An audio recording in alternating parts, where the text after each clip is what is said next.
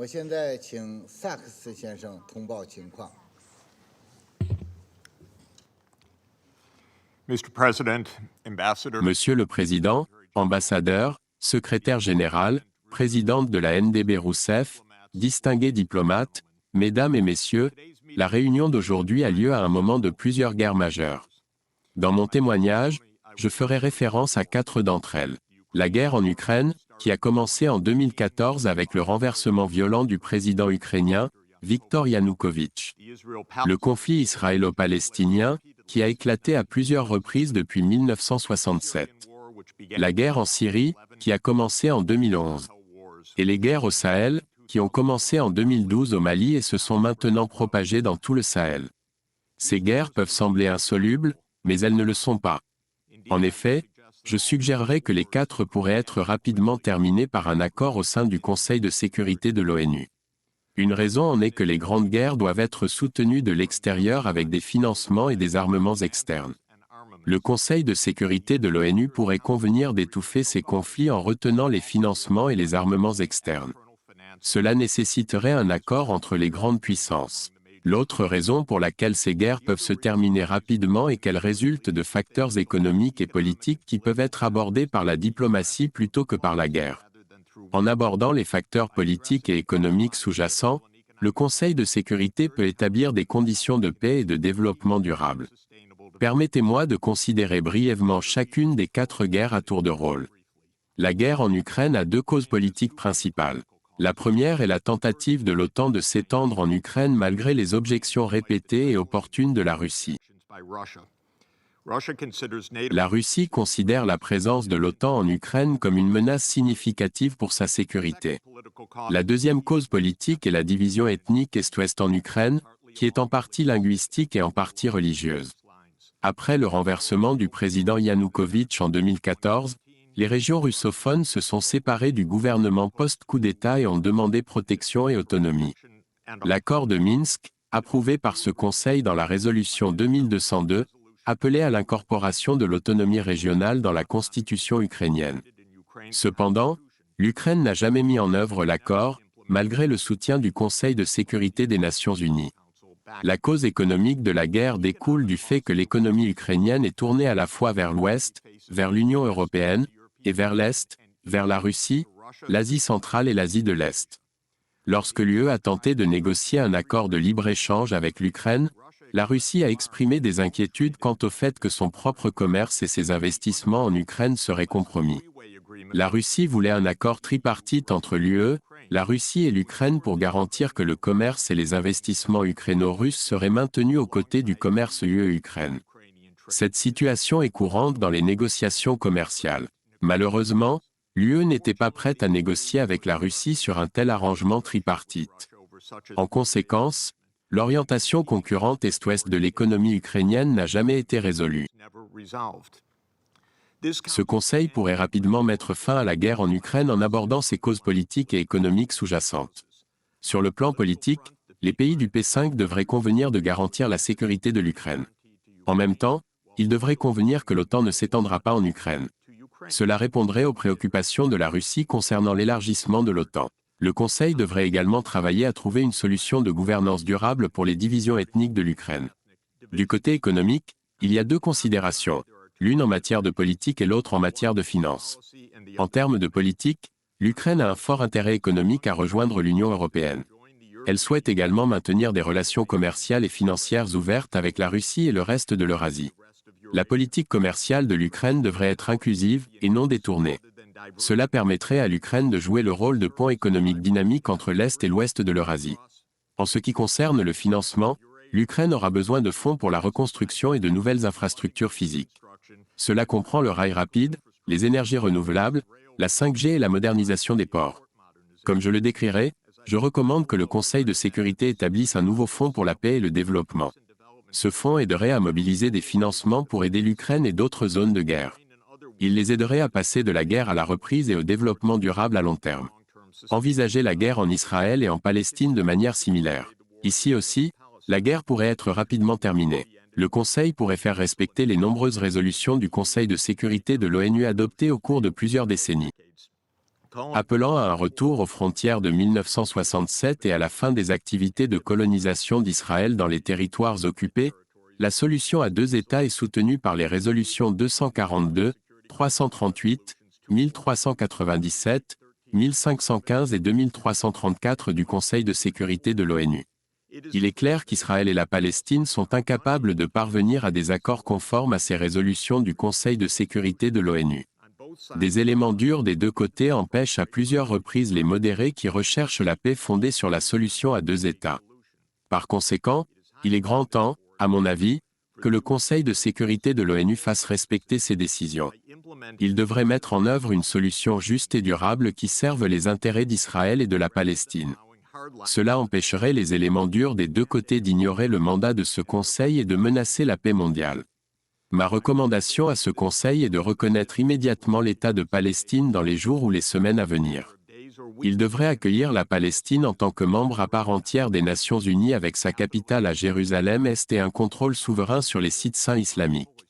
Le Conseil devrait établir une force de maintien de la paix, largement composée de pays arabes voisins, pour aider à assurer la sécurité en Palestine. Un tel résultat est conforme à la volonté écrasante de la communauté internationale et à l'intérêt manifeste d'Israël et de la Palestine. Cela malgré les vives objections des éléments durs des deux côtés de la division. Une stratégie économique devrait accompagner la stratégie politique. Plus importante encore, le nouvel État souverain de Palestine doit être économiquement viable. Je fournis plusieurs exemples de la manière dont cela peut être réalisé. Mais surtout, Israël et la Palestine devraient faire partie d'un plan intégré de développement durable. Ce plan serait pour la Méditerranée orientale et le Moyen-Orient. Il soutiendrait la résilience climatique et la transition de la région vers les énergies vertes. Le Conseil pourrait également mettre fin à la guerre en Syrie. La guerre en Syrie a commencé en 2011. Plusieurs puissances régionales et les États-Unis se sont unis pour renverser le gouvernement du président syrien Bachar al-Assad. Cette opération de changement de régime profondément erronée a échoué. Cependant, elle a déclenché une guerre prolongée avec un énorme bain de sang et de destruction.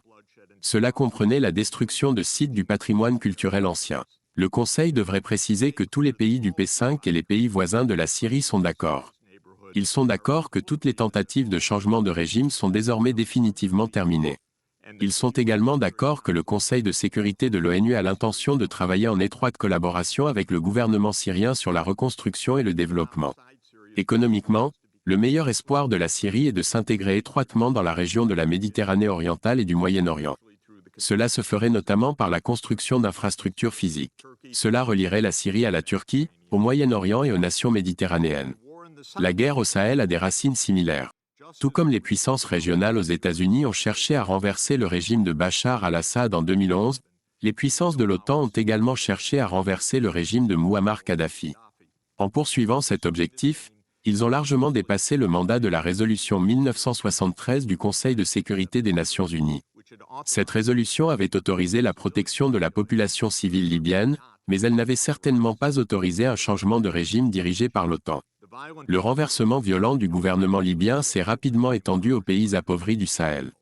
La pauvreté seule rendait ces pays sahéliens très vulnérables à l'afflux d'armements et de milices. Le résultat a été une violence continue et de multiples coups d'État, qui ont gravement compromis la possibilité d'amélioration économique. Les pays du Sahel forment un groupe naturel pour les investissements économiques régionaux dans les infrastructures. La région entière a un besoin urgent d'investissement dans l'électrification, l'accès numérique, l'eau et l'assainissement, ainsi que dans les transports routiers et ferroviaires.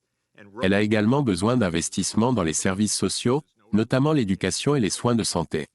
Comme le Sahel est l'une des régions les plus pauvres du monde, voire la plus pauvre, les gouvernements sont totalement incapables de financer ces investissements nécessaires. Ici aussi, et peut-être plus que dans toute autre région, le Sahel a besoin de financements externes. Ces financements aideraient la région à passer de la guerre à la paix et de la pauvreté extrême au développement durable. Tous les membres du P5, et en fait le monde entier, ont subi des conséquences néfastes de la poursuite de ces guerres. Tous les pays paient un prix en termes de charges financières, d'instabilité économique, de risques de terrorisme et de risques de guerre plus étendus. Le Conseil de sécurité est en mesure de prendre des mesures décisives pour mettre fin aux guerres.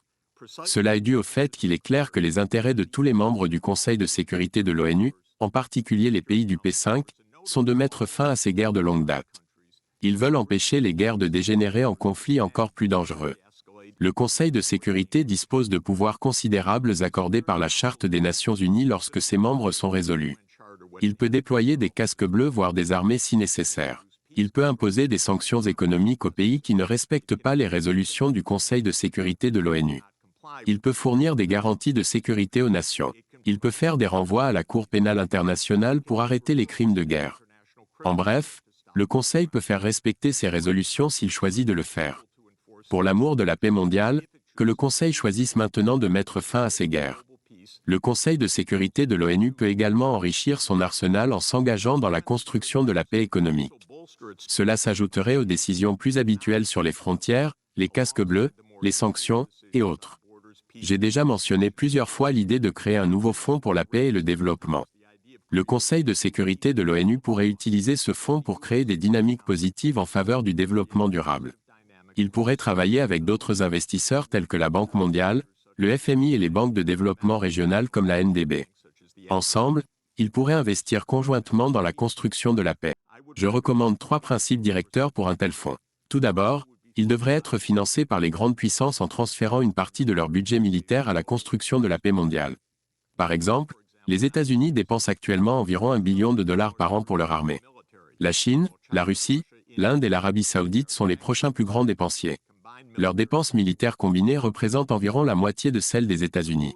Imaginez si ces pays réduisaient leurs dépenses militaires de seulement 10% et redirigeaient ces économies vers le Fonds pour la paix et le développement. Cette action libérerait environ $160 milliards par an. Deuxièmement, le fonds devrait se concentrer sur l'intégration régionale. C'est crucial à la fois pour la construction de la paix et pour un développement réussi. L'Ukraine recevrait une aide pour s'intégrer à la fois à l'Occident et à l'Orient. Israël, la Palestine et la Syrie seraient soutenus dans leur intégration à un réseau de la Méditerranée orientale et du Moyen-Orient. Les pays du Sahel recevraient de l'aide pour surmonter leur isolement et leur manque de services grâce à un réseau d'infrastructures. Troisièmement, le Fonds pour la paix et le développement devrait s'associer à d'autres sources de financement. Celles-ci comprennent l'initiative Belt and Road de la Chine, la porte d'entrée mondiale de l'Union européenne, le partenariat mondial pour l'infrastructure et l'investissement du G7, ainsi qu'une augmentation des prêts des institutions de Bretton Woods et des banques de développement régionales. Le secrétaire général a plaidé en faveur de cela dans le cadre du plan de relance des ODE. Intéressant, le Fonds pour la paix et le développement pourrait être un vecteur de partenariat d'investissement plus important qui relie la Chine, l'UE, les États-Unis et le G7. Cela contribuerait également à la paix, non seulement en mettant fin aux guerres d'aujourd'hui, mais en renforçant la coopération entre les grandes puissances mondiales. Juste en face de nous se trouve le mur d'Isaïe, avec les paroles visionnaires du grand prophète juif du 8e siècle avant Jésus-Christ. Ils transformeront leurs épées en socs de charrue et leurs lances en cerfs. Une nation ne lèvera pas l'épée contre une autre, et on n'apprendra plus la guerre. Il est temps d'honorer les paroles d'Isaïe en mettant fin à ces guerres inutiles et destructrices, en réduisant les dépenses militaires et en investissant les économies dans l'éducation, les soins de santé, les énergies renouvelables et la protection sociale. En tant qu'Américain, je suis fier que notre plus grand président, Franklin Delano Roosevelt, ait été le visionnaire qui a supervisé la création de cette grande institution. Je crois fermement en la capacité des Nations Unies et de ce Conseil de sécurité à maintenir la paix et à promouvoir le développement durable. Lorsque les 193 États membres de l'ONU, ou 194 avec l'adhésion de la Palestine, respecteront la Charte des Nations Unies, nous entrerons dans une nouvelle ère mondiale de paix et de développement durable. Merci.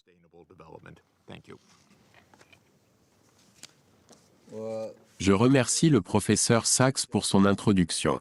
Je crois que ces points de vue perspicaces inspireront grandement la discussion de notre réunion. 对于会议的讨论很有启发。